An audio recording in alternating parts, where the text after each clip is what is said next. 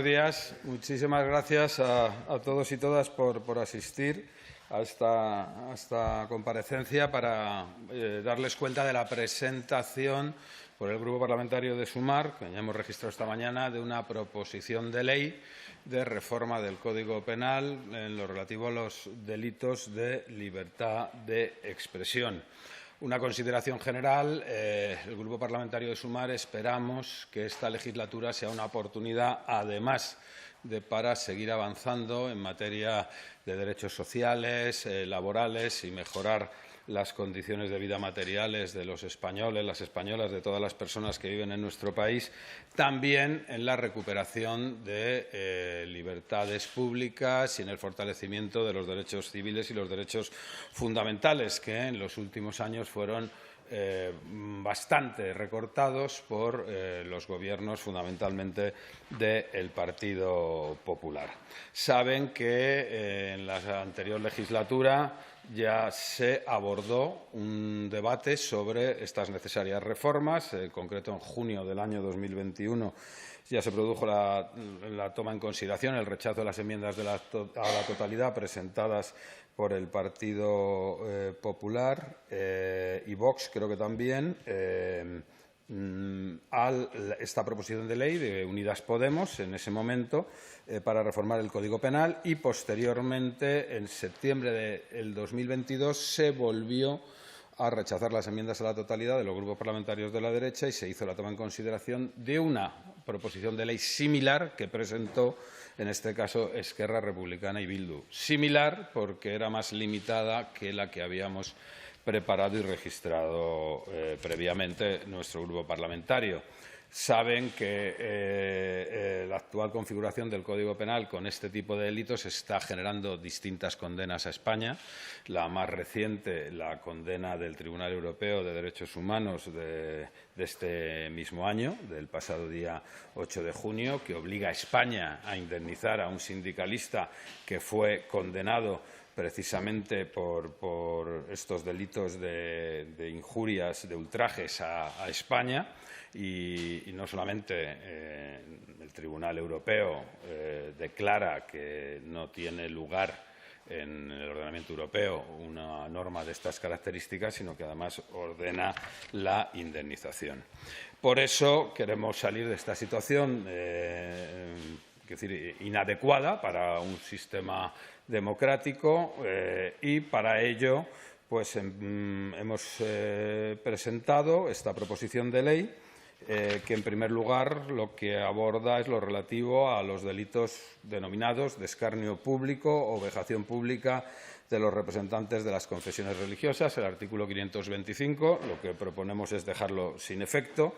Entendemos que en nuestro país lo que hay que proteger es la libertad religiosa y que la crítica contra las religiones o creencias, siempre que sea una crítica civilizada, está amparada por la libertad de expresión y que, para otros casos, pues la protección de libertad de culto se encuentra ya suficientemente recogida en otros delitos establecidos en el Código Penal, como, por ejemplo, el delito discriminatorio contemplado en el artículo 510, con lo cual son tipos penales innecesarios. Igualmente, con el delito de injurias contra la corona, de los artículos 493 y 491. También el Tribunal Europeo de Derechos Humanos ha condenado a España por vulnerar la libertad de expresión por aplicar estos artículos, por ejemplo, en el famoso caso de Girona, en un incidente en el que se quemaron unas fotos de miembros de la familia real.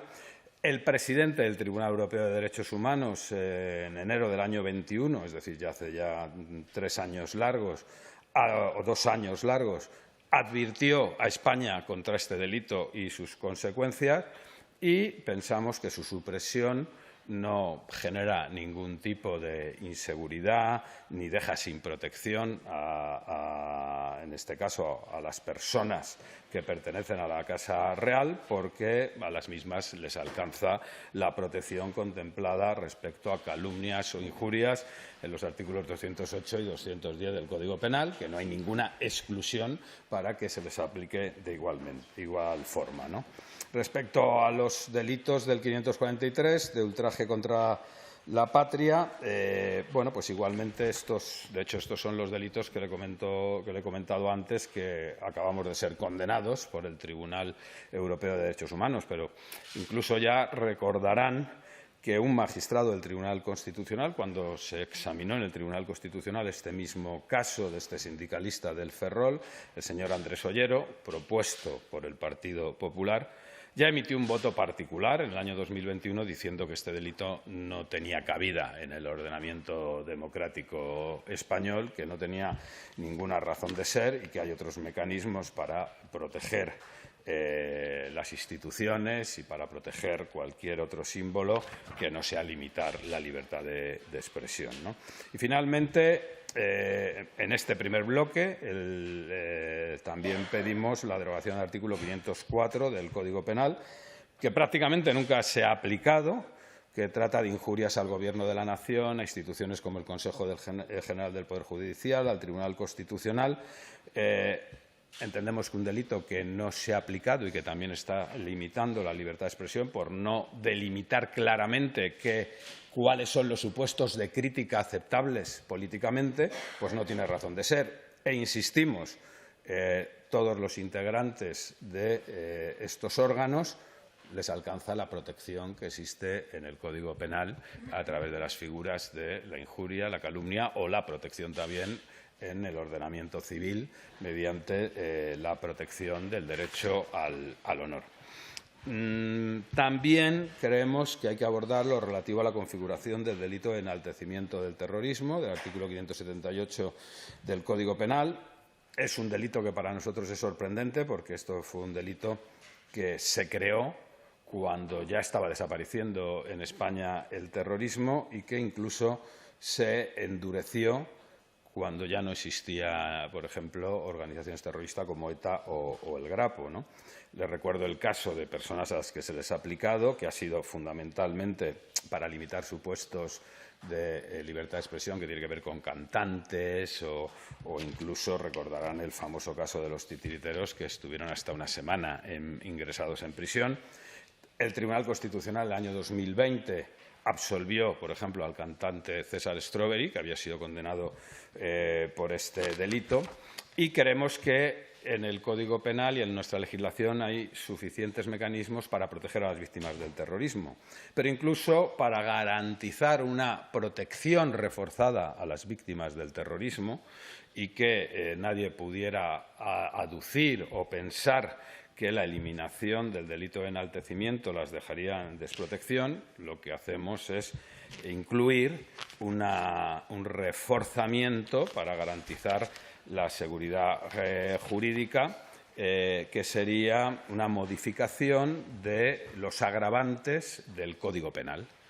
Es decir, a la vez que suprimimos el delito de enaltecimiento en su versión que afecta o en los contenidos que afectan a la libertad de expresión, lo que hacemos es que reforzamos los agravantes del Código Penal que protegen a las víctimas, con una mención expresa a las víctimas del terrorismo como colectivo que merece una especial protección. Es decir, quedan igualmente protegidas las víctimas del terrorismo, pero se eliminan las limitaciones al ejercicio de libertad de expresión. Y, finalmente, incluimos una modificación del artículo 538 del Código Penal.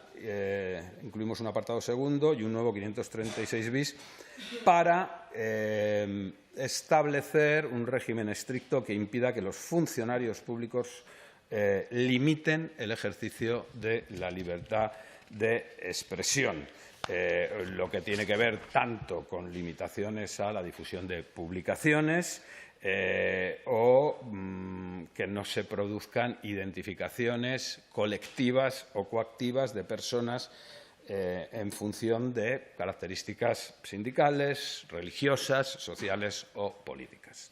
Entonces, esa es la reforma que vamos a presentar, que es la reforma que ya quedó sin tramitarse o sin concluir su tramitación en la anterior legislatura, y creemos que en esta legislatura, afortunadamente, vamos a poder impulsar todo este tipo de medidas.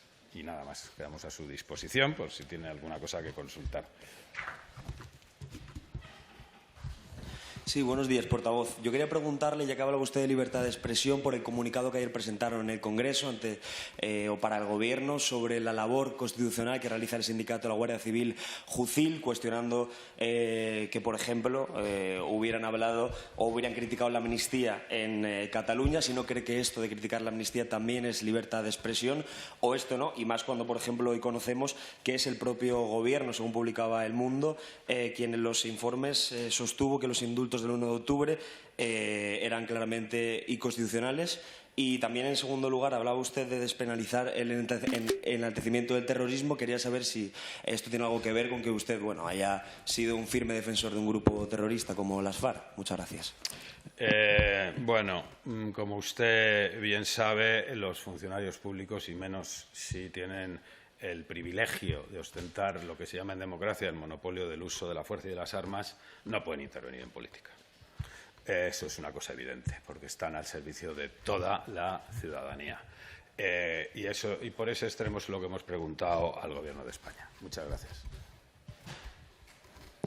Buenos días. Le quería preguntar por el Partido Popular, que está haciendo una llamada al transfugismo. En concreto, el presidente de la Junta de Andalucía, Juanma Moreno, ha llamado a rebelarse por sus principios a los diputados socialistas en la investidura de Feijóo. Una valoración de ese asunto y también de la posición de Izquierda Unida con respecto al Grupo Confederal de Sumar. Hemos visto que hay un manifiesto político en el que se habla de cómo organizarse y me ha dado la sensación de que ustedes creen que hay otra forma, Izquierda Unida cree que hay otra forma de organizarse, quizá una forma de organizarse mejor para que Izquierda Unida tenga más presencia y más voz. ¿Va por ahí el asunto? A ver si nos puede explicar. Gracias.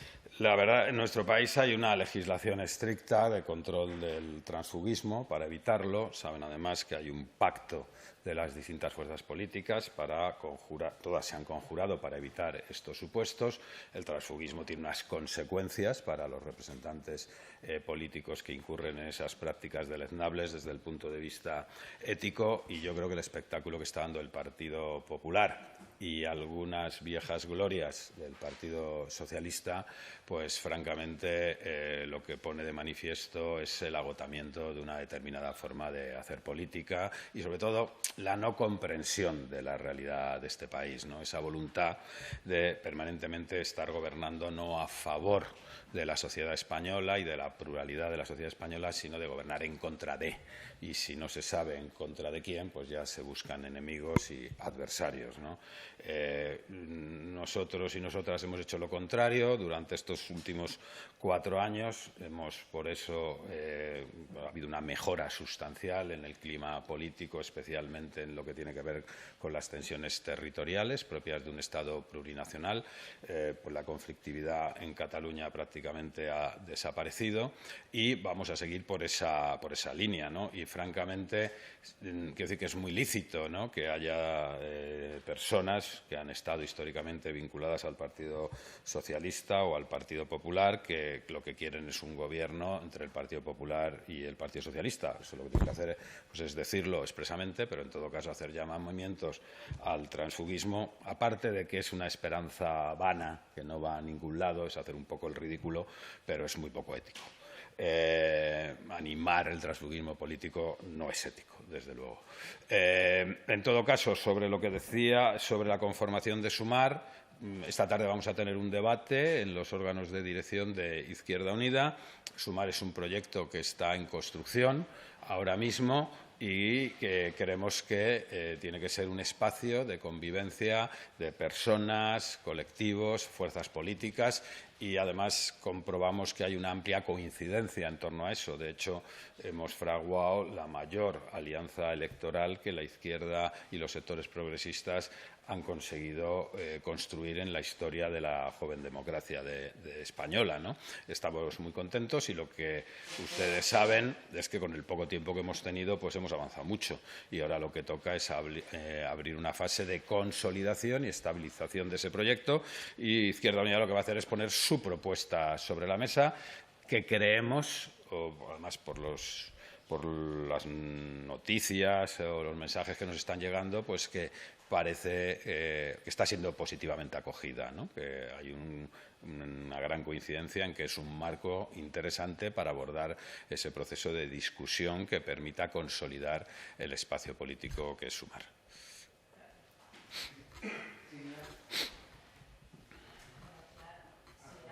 Era un poco reincidir en la pregunta de María sobre las búsquedas que pretende el Partido Popular de esos 4 votos que le faltan, si cree que alguien en el Partido Socialista podría cambiar su voto, si cree que es posible, más allá de la legislación sobre el transfugismo. Yo, francamente, no contemplo ese supuesto, ¿no? Creo que acabamos de comenzar la legislatura. Todo el mundo sabe cómo hemos acabado la legislatura, todo el mundo ha visto en todas las fuerzas políticas cuál ha sido la anterior legislatura, la actitud del Partido Popular, de Vox y de otras fuerzas de la derecha, deslegitimación permanente del Parlamento, del Gobierno de España, de las mayorías parlamentarias que sustentan al Gobierno, de un Gobierno legítimo, y se me hace muy difícil pensar que haya nadie que se sienta y actúe como un demócrata viendo esta estrategia de deslegitimación de las instituciones y la democracia, que sea capaz de contribuir a ella dándole un voto al Partido Popular. De hecho, el gran problema que tiene el Partido Popular, como ustedes saben, es que no son capaces de establecer acuerdos democráticamente hablando con nadie. El espectáculo del otro día, donde incluso los que se supone que son sus principales socios de un hipotético gobierno, hasta ellos abandonaron el hemiciclo cuando intervino en el debate parlamentario de reforma del reglamento el portavoz del Partido Popular, pues da una imagen a todos los españoles y españolas de la falta de alternativa que representa en este momento la derecha en nuestro país para gobernar. La única alternativa posible es la renovación del gobierno de coalición de izquierdas y estoy convencido que eso es lo que va a ocurrir.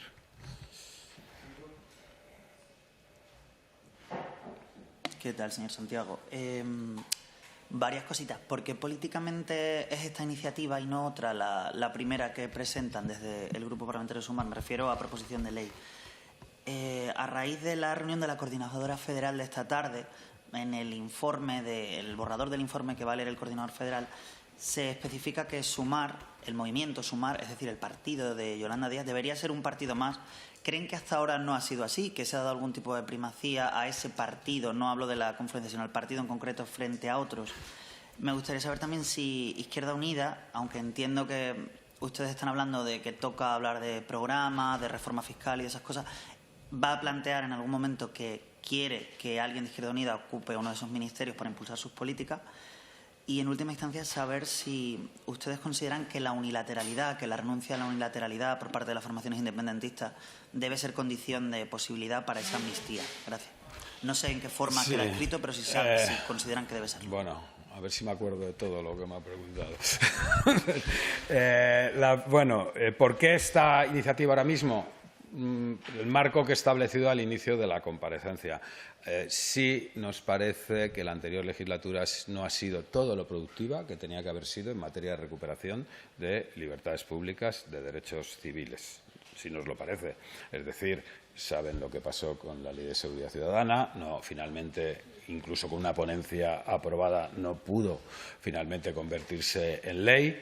Esta iniciativa de reforma del Código Penal, que fue 2 veces tomada en consideración en la anterior legislatura, 2 veces que quedó paralizada en los trámites de enmienda ante comisión y, creemos que ha llegado el momento de hacer un esfuerzo para recuperar las libertades fundamentales. ¿Por qué esta y no, por ejemplo, primero la Ley de Seguridad Ciudadana? Bueno, este caso nos parece especialmente grave porque es que nos sacan los colores desde las instituciones europeas permanentemente y porque incluso ya el propio Tribunal Constitucional, cada vez que se pronuncia, es diciendo que no pueden aplicarse este tipo de normas con este sentido, ¿no? Entonces, tenemos que corregir una anomalía que España tiene su legislación y que no existe en otros países europeos. Entonces, por eso nos parece que esto es prioritario, porque además debería ser una cuestión pacífica en el sentido de que, bueno, habiéndose pronunciado el Tribunal Constitucional, habiéndose pronunciado en numerosas ocasiones el Tribunal Europeo de Derechos Humanos, pues parece como lógico y sensato que concitemos un gran acuerdo al respecto, ¿no?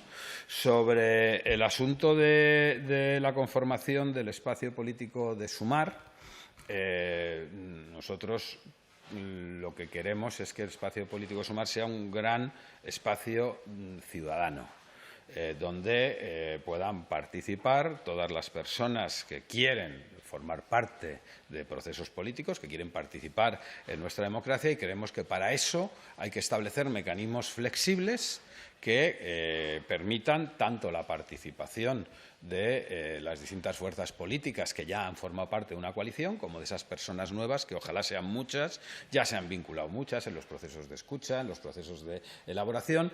Y, claro, tenemos también un marco legal en este país, que es una ley de partidos políticos y un régimen electoral. ¿El reto cuál es? El reto es ser capaces de generar un espacio que concilie todos esos elementos y donde todo el mundo se sienta a gusto a la hora de participar. Las militancias de los partidos políticos actualmente existentes, colectivos sociales, las personas individuales que se han ido manifestando. Ese debate que abrimos, nosotros no tenemos una posición prefijada.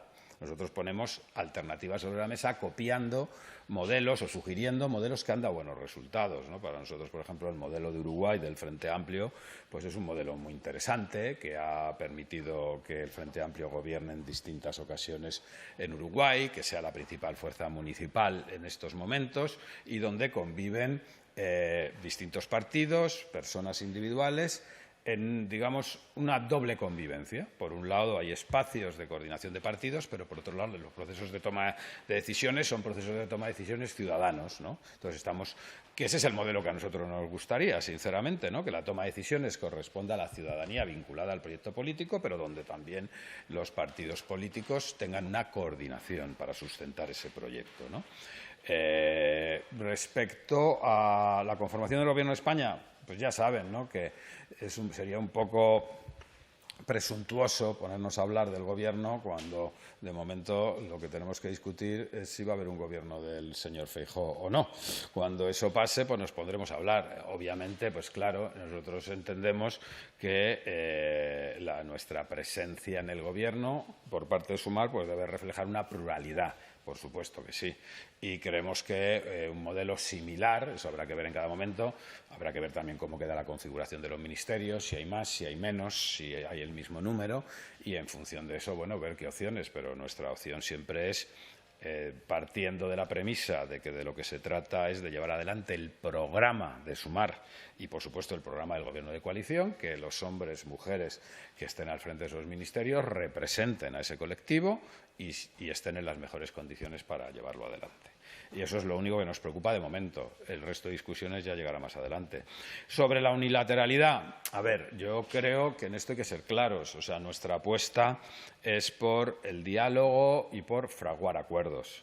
Cuando se fraguan acuerdos, hay bilateralidad o multilateralidad, evidentemente. Eso no significa que cada integrante de ese acuerdo defienda sus posiciones, obviamente. Eso es lógico y propio de una democracia o de relaciones democráticas. Lo que también todo el mundo sabe es que cuando se cierran acuerdos, pues en ese momento ya no hay unilateralidades, ya hay bilateralidades o multilateralidades. Hasta que se llega a cerrar un acuerdo, pues obviamente nadie está obligado por lo acordado, ¿no? Eso es una forma de trabajar y de relacionarse absolutamente lógica y creemos que es la dirección en la que estamos trabajando.